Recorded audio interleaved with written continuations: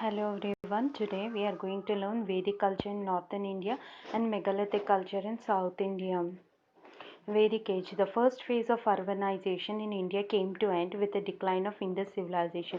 जो first phase था urbanization, जब इंडिया अर्बनाइजेशन स्टार्ट हुआ तब इंडस वैली जो सिविलाइजेशन थी वहाँ की डिक्लाइन मतलब ख़त्म हो चुकी थी.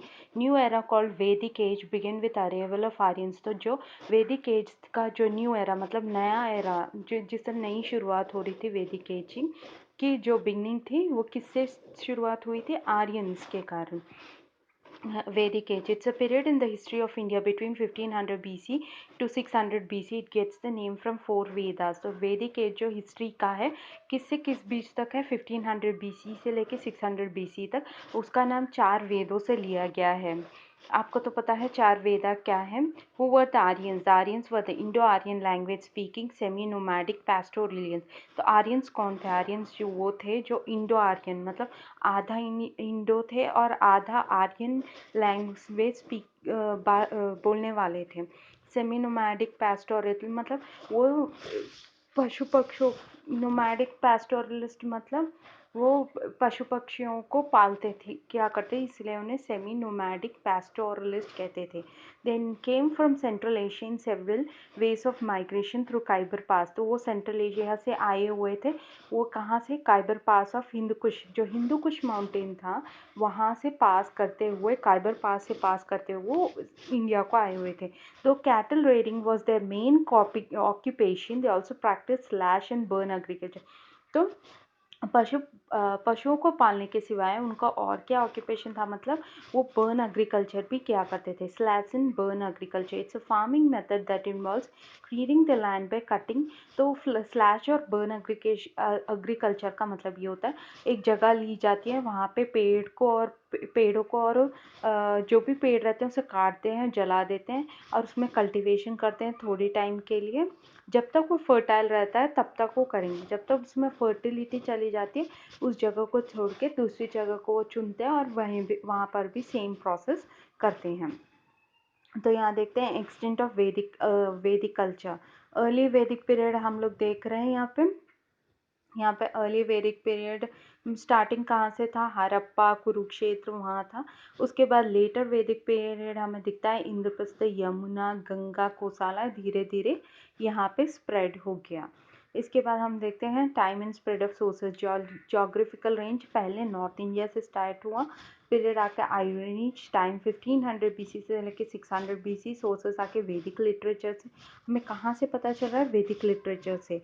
सिविलाइजेशन रूरल मतलब रूरल मतलब गांव मतलब धीरे धीरे स्टार्ट हुआ. Aryans of Rigvedic period was semi-nomadic. They were basically pastoral people with cattle as a main source. तो आर्यन जो थे वो ऋग्वेदिक पीरियड के थे और उनका सबसे मेजर सोर्स क्या था? उनका कैटल था. तो कैटल ही उनकी वेल्थ थी. Rigvedic times. The Aryans homeland was the Punjab. तो ज़्यादातर आर्यंस का होमलैंड क्या कहा जाता है? Punjab. Which was at the time called Sapta Sindhava. तो उस टाइम पे पंजाब को कहा जाता था सप्त सिंधवा, लैंड ऑफ 7 रिवर्स. वहाँ पे 7 नदियाँ बहती थी इसलिए उसे सप्त सिंधवा भी कहते हैं. Around 1000 BC Aryans in India move east words. तो 1000 BC के टाइम पे आर्यंस जो थे इंडिया के ईस्ट वर्ड मूव करने लगे. मतलब इंडो गैंजेटिक प्लेन जहाँ के यूपी उस तरफ में वो फैलने लगे. उसके बाद use of iron axes and plough became widespread. तो आर्यंस आने के कारण तो हमें आयरन एक्सिस और ब्लफ्स जो भी थे वो ज़्यादातर यूज़ करने लगे. तो 4 वेदा तो हमें पता है. एक तो ऋग्वेदा है, यजुर्वेदा है, समवेदा है और अथर्ववेदा है. सोर्सेज. तो हमें कैसे पता चला कि आर्यंस आए थे? वैदिक literature can be classified into 2 categories. तो वैदिक लिटरेचर को दो भागों में हम डिवाइड कर रहे हैं. पहले है Shruti. Shrutis compromise the 4 Vedas, the Brahmanas, the Aranyakas and the Upanishad. तो श्रुति में क्या क्या आता है? 4 वेद आते हैं, ब्राह्मणास आते हैं, आर्यंकास आते हैं, उपनिषद आते हैं. They are considered sacred, eternal and unquestionable truth. तो ये जो श्रुति है उसे हम क्या कहते हैं? सैक्रेड, एटर्नल और उस पर क्वेश्चन अनक्वेश्चनेबल ट्रूथ. मतलब वो ऐसा क्वेश्चन किया भी नहीं जा सकता, उतना इतना बड़ा सत्य है कि उस पर हम लोग प्रश्न भी नहीं उठा सकते। श्रुति मीन्स लिजनिंग, श्रुति का मतलब क्या होता है, सुनना, और अनरिटन मतलब नहीं लिखा हुआ है। Once that were transmitted orally through generation, Shruti का मतलब एक ने सुना दूसरों को बताया, फिर उसने किसी और को बताया, वो जनरेशन से आ रहे, वो लिखा हुआ नहीं है। Smritis, a body of text containing teachings on religion, तो स्मृति का मतलब होता है किसी चीज़ पे लिखा गया है रिलीजन के बारे में, such as Itihasas, Puranas, Tantras, Agamas, Smritis are not eternal, they are constantly revised. तो किसी चीज़ के ऊपर लिखा गया हो, जैसे कि हम एग्जाम्पल यहाँ पे क्या है, इतिहास है, पुराणास है, तंत्र, तो इस चीज़ को हम कॉन्स्टेंटली रिवाइज मतलब इसको हम लोग पढ़ते रहते हैं। स्मृति मीन्स डेफिनेट और रिटन लिटरेचर, स्मृति का मतलब क्या है, डेफिनेट मतलब वो पर्टिकुलर है और लिखा हुआ है। तो यहाँ पे श्रुति का मतलब ये जनरेशन से बोल बोल के, सुन सुन के, बोल बोल के बोला गया है, और स्मृति में क्या है, ये लिखा गया है और ये पर्टिकुलर है और ये डेफिनेट है और ये एक रिटन लिटरेचर है, मतलब लिखा हुआ लिटरेचर की तरह है। तो श्रुति में देखेंगे, श्रुति में हमें क्या है, 4 वेदा है, ब्राह्मणास है, आर्यंकास है, उपनिषद है। स्मृति में हमें इतिहासास आता है, पुराणास आता है, इतिहास में हमें रामायण महाभारता है, पुराणास में हमें शिव पुराण, विष्णु पुराण है, सूत्रास में हमें धर्मसूत्र, मनुस्मृति, नारद स्मृति, ठीक है। सत्यमेव जयते, तो truth alone triumphs is taken from Mundaka Upanishad. तो ये जो हमारा जो नेशनल मोटो है उसमें क्या लिखा होता है नीचे में, नेशनल से, तो उसमें लिखा होता है सत्यमेव जयते, मतलब ट्रूथ अलोन, जो सत्य की ही जीत होगी, वो कहाँ से लिया गया है, मुंडाका उपनिषद से। आर्कियोलॉजिकल सोर्सेस में देखेंगे, material remain such as iron implements and pottery from archaeological sites in Uttar Pradesh, Punjab, Uttar Pradesh, Rajasthan along the Indus and Ganga. तो हमें कहाँ कहाँ से आर्कियोलॉजिकल सोर्सेज से पता चल रहा है, आर्कियोलॉजिकल सोर्सेज मतलब मटेरियल जो कि बचा हुआ सोर्स था, वो हमें जैसे कि आयरन है, पॉटरी है, वो कहाँ कहाँ मिला, पंजाब, उत्तर प्रदेश, राजस्थान, ये सोर्सेज से हमें पता चला कि आर्यंस यहाँ पे थे। और यहाँ पे क्लासिफिकेशन ऑफ वैदिक एज, तो वैदिक एज को किस तरह विभाजित किया गया है, 2 फेजेस में किया गया है। तो एक अर्ली वैदिक पीरियड है और दूसरा लेटर वैदिक। अर्ली मतलब स्टार्टिंग स्टेज है, लेटर मतलब बाद में का स्टेज है। अर्ली वैदिक स्टेज, वैदिक culture, polity and society. The Rigvedic polity was kingship based on kula, clan was the basic unit of the polity. तो यहाँ पे ऋग्वेदा में सबसे पहले क्या कहा, कुला, मतलब जो कुल का जो है ना सबसे बेसिक, वहाँ पे कुल को बहुत ही ज़्यादा इम्पोर्टेंस दिया गया है। It was under the head call कुलपति, जो कुल का जो हेड होता है उसे कहते हैं कुलपति। Several families join together to form a grama, तो अलग अलग तरह के फैमिलीज जॉइन हो गए थे, उसे हम कहते हैं ग्रामा, मतलब village. Grama was headed by gramini, जो कुल का पति होता है वो कुलपति हो गया। और फिर जो क्या बोलते हैं, ग्राम जिस मतलब विलेज का हेड हो गया ग्रामीणी। Group of villages was called vis. बहुत बहुत सारे विलेजेस हैं, बहुत सारे गांव हैं, उसे कहते हैं हम लोग विस या फिर क्लैन। वॉज हेडेड बाय विश्यापति, तो उसका जो हेड जो है उसे कहते थे विश्यापति। राजन वॉज द हेड ऑफ जन, और राजन जो था हेड ऑफ द जना, मतलब ट्राइब का जो हेड होता है उसे राजन कहते हैं। He was addressed as janas या gopa, guardian of the people.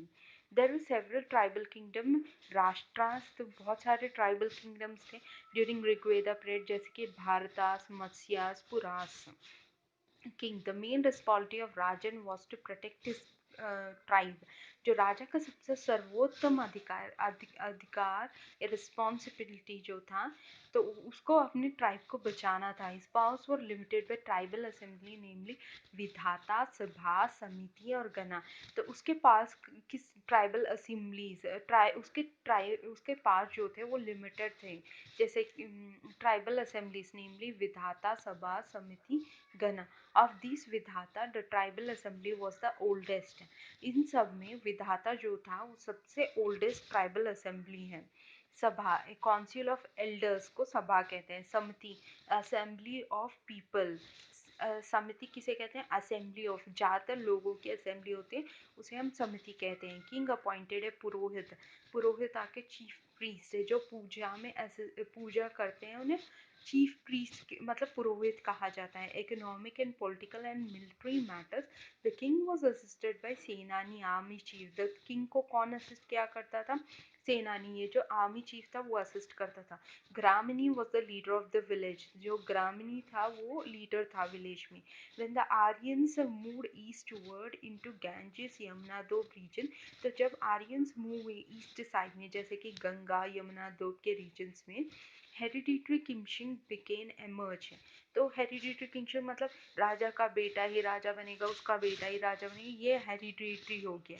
In monarchical form the government, the power of the king increased and he performed various rituals and sacrifice to make his position strong। तो इस तरह उसकी मतलब उसी के बच्चे मतलब राजा का बेटा ये राजा होगा, उसका बेटा राजा, उसी तरह उनकी गवर्नमेंट चलती रही। तो उनकी पावर्स को इंक्रीज करने के लिए वो बहुत सारे रिचुअल्स, बहुत सारे पूजाएं करते थे, सैक्रिफाइस करते थे, ताकि वो स्ट्रांग रह सके। सोशल ऑर्गेनाइजेशन, वैदिक family was patriarchal and the fair complexion Aryans distinguished them from dark। तो इधर पे भी फेयरनेस और डार्कनेस का बहुत ज़्यादा इम्पैक्ट था। जो फेयरनेस और डार्कनेस में बहुत सारे डिफरेंसेस थे। डार्क कंप्लेक्शन नॉन आर्यंस, जो फेयर थे उन्हें आर्यंस कहते थे, डार्क जो बहुत ही ज़्यादा काले थे उन्हें non Aryans, whom they called दासियुस और दासास, उनको दासास भी कहा जाता था। विद इन द अर्ली वैदिक सोसाइटी देयर वर 3 डिविजन्स, मतलब 3 डिविजन्स किया गया। The general public were called quiz, तो जो नॉर्मल लोग थे, मतलब जनरल पब्लिक था, उसे विस कहा जाता था। वॉरियर क्लास, जो युद्ध के लिए जाए जाते थे उनको क्षत्रिय कहते थे। एंड द प्रीस्ट क्लास वो कौन? ब्राह्मण, जो पूजा करते थे उन्हें ब्राह्मणास कहते थे। At the later stage when the Aryans had to accommodate non Aryan skilled workers in their social arrangement, जब आर्यंस ने non Aryan skilled workers in their social arrangement, जो नॉन आर्यंस नहीं कहा करते थे, उनको सोशल अरेंजमेंट में रखा गया था। A rigid fourfold varna system develop, इसी कारण एक फोर वर्नास डेवलप हो चुकी थी। The priestly, the Brahmanas, the warriors, the Kshatriyas, the land owing Vaishyas and the skilled workers, जो कि वो बहुत ही मेहनती वर्कर्स थे, उन्हें शूद्रास कहा जाता था। Thus a graded social order emerged, इसी से एक सोशल ऑर्डर एमर्ज हो चुका था। देखिए हम ध्यान से यहाँ एक तरफ से हम देखेंगे कि जो 4 वर्णा में पहले हम देखेंगे कि प्रीस्ट जो थे वो ब्राह्मणास बन गए थे, और जो युद्ध में लड़ाई करने चाहते थे वो क्षत्रिय बन गए, और जिनके पास लैंड ओविंग था वो वैश्यास बन गए, और सबसे जो मेहनती काम करने वाले थे उनको नॉन आर्यंस भी कहा गया, वो डार्क स्किन्ड भी कहा जा रहा था, उनको शूद्रास में रखा गया था। Although the Vedic age is evidenced by good number of texts, it does not have adequate amount of material evidence। तो वैदिक एज में हमें बहुत सारे टेक्स्ट, मतलब लिखे हुए टेक्स्ट मिल सकते हैं। एडवोकेट ऑफ मटेरियल एविडेंस, बहुत सारे मटेरियल एविडेंसेस भी हैं हमारे। स्टेटस ऑफ वुमेन की जानकारी करेंगे। ऋक वैदिक सोसाइटी वुमेन लिटरली एंजॉयड सम फ्रीडम, तो ऋक वैदिक सोसाइटी में वुमेन को थोड़ा बहुत आज़ादी थी। The wife was respected as a mistress of the household, तो वाइफ को रेस्पेक्ट दिया गया था। She could perform rituals along with husband in their house, child marriage and sati were unknown, तो वो अपने घर में कुछ पूजा पाठ कर सकती है अपने पति और बच्चों के साथ। तो उस टाइम पे बच्चों के मतलब चाइल्ड मैरिज, बाल विवाह नहीं था, सती नहीं था। There was no bar on remarriage of widows, तो विडोज के रीमैरिज पे भी कुछ नहीं था। Nevertheless the women were denied right to inherit property from their parents, तो अपने माता पिता से प्रॉपर्टी मिल सकता था। They played no role in public affairs, तो बाहर के जो भी मीटिंग्स में उसमें उनका ज़्यादा रोल नहीं था। In later Vedic period the role of women in the society as well as the stated even within the family decline, धीरे धीरे लेटर वैदिक पीरियड में वुमेन की वैल्यू धीरे धीरे डिक्लाइन, मतलब उनका उतना वैल्यू नहीं था। Women could no longer perform rituals in the family, तो धीरे धीरे वुमेन के रिचुअल जो वो पूजा पाठ करने लगी उनका भी लेटर वैदिक पीरियड में क्या हुआ, वो भी कम हो गया। Rules of marriage become such more complex and rigid, polygamy became common, तो पॉलीगैमी ये बहुत कॉमन हो चुका था। Widow remarriage was not increase, उसके बाद विडो की रीमैरिज भी इंक्रेज नहीं किया। Education was denied to women, women मतलब महिलाओं को पढ़ने के लिए भी मना कर चुके थे। इंटर कैस्ट मैरिजेस वर स्पर्न्ड, तो इंटर कैस्ट मैरिजेस भी नहीं था उतना। इकोनॉमिक लाइफ, इकोनॉमी इन वैदिक period was sustained bye combination of pastoralism and agriculture. तो इकोनॉमी किस तरह से बड़ा था, एक तो पैस्टोर मतलब पशु पक्षियों को पालना और दूसरा एग्रीकल्चर करना। द ऑक्यूपेशन ऑफ वैदिक आर्यंस वर कैटल रेयरिंग, जो ऋक वैदिक आर्यन जो थे वो ज़्यादातर पशु पक्षियों को पालना, कारपेंटर्स थे, वो चक्र चैरियोट मेकर्स थे, पॉटर, वो पॉटर स्मिथ, वीवर्स थे, लेदर वर्कर्स थे। ऑर्की colour pottery was attributed to this period. OCP ऑर्की कलर पॉटरी भी इसी पीरियड का था, was attributed to this period. Horses, cows, goat, sheep, oxen and dogs were domesticated. इस पीरियड में, वैदिक पीरियड में क्या क्या, horses, cows, goat, sheep, ox और डॉग्स को भी डोमेस्टिकेट मतलब पाल पालना शुरू कर दिए थे। When Aryans permanently settled in Sindhu and Punjab region, they begin to practice agriculture. तो आर्यन धीरे धीरे सिंधु और पंजाब रीजन में सेटल होने लगे, वो एग्रीकल्चर को अच्छी तरह से करने लगे। There is no mention of wheat और cotton in Rigveda.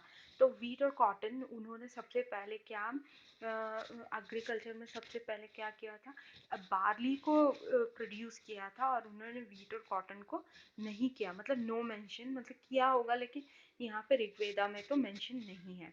Both were cultivated by Indus people, Indus people के द्वारा ही कल्टिवेट किया। 2 क्रॉप्स ए ईयर, तो एक साल में 2 क्रॉप की कल्टिवेशन की गई थी।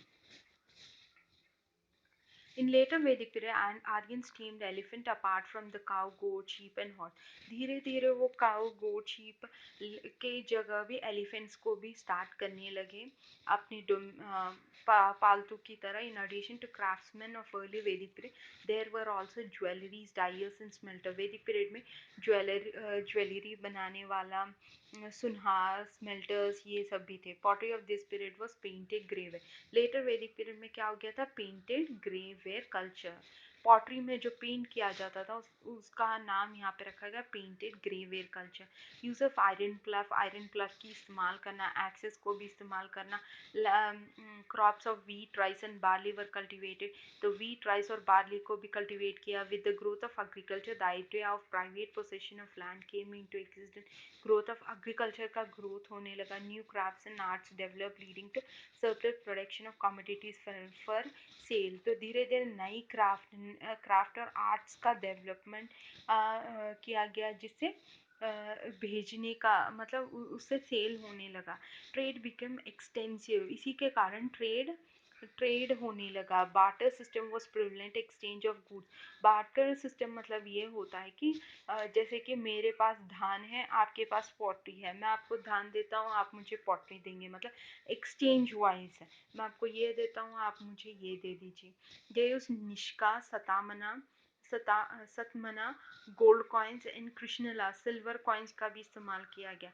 Metals known to Rigveda people, metal क्या क्या क्या ऋग्वेदा को, ऋग्वेदिक टाइम के जो लोगों को क्या क्या पता था। गोल्ड को वो हिरण्य कहते थे, आयरन को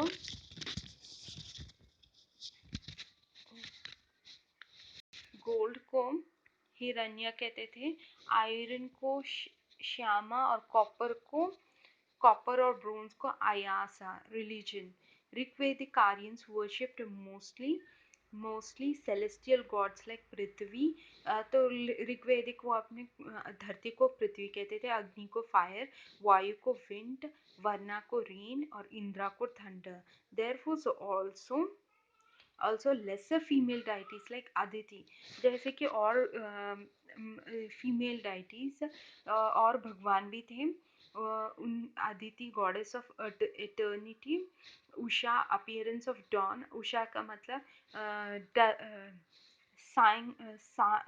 appearance of dawn. The religion was a yajna centered, यज्ञ यज्ञ करने का भी था। The mode of prayer was recitation of वैदिक हाइम्स। प्रेयर यहाँ पे ये था कि वैदिक जो हाइम्स को पूजा करते हुए वो पूजा करते थे। People prayed for welfare of प्रजा एंड चिल्ड्रन।